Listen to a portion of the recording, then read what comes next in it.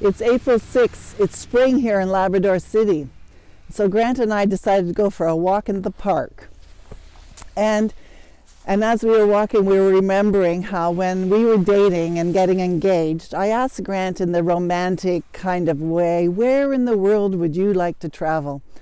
And I'm thinking Rome, Paris, London, you know, all those romantic cities in Europe.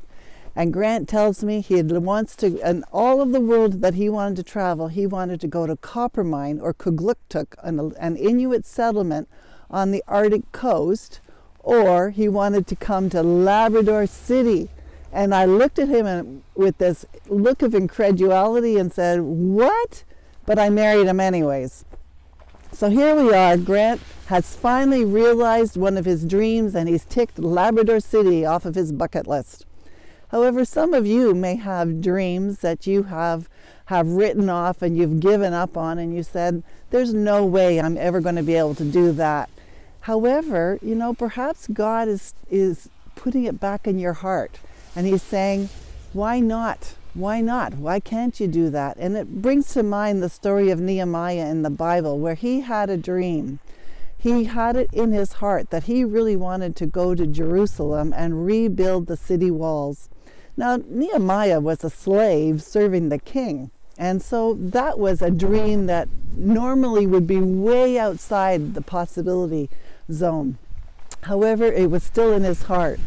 And the king noticed it was in his heart and asked Nehemiah, what's going on? And so Nehemiah took the step of saying what his dream was, that he really wanted to go back to Jerusalem and rebuild the city walls.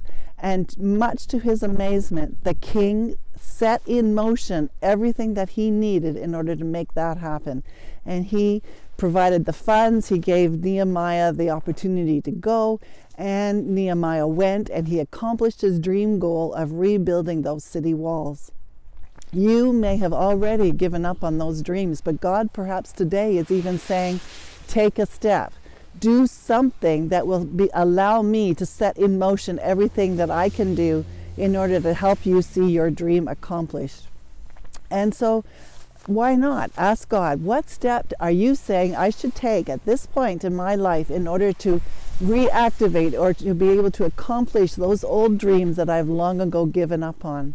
And when you've done that, actually take the step. Perhaps it's applying to a new job. Perhaps it's going back to school. Who knows what God has put in your heart? But who knows also what he's going to unlock or what miracles he's going to do in your life when you take that first step and give him the opportunity to work on your behalf.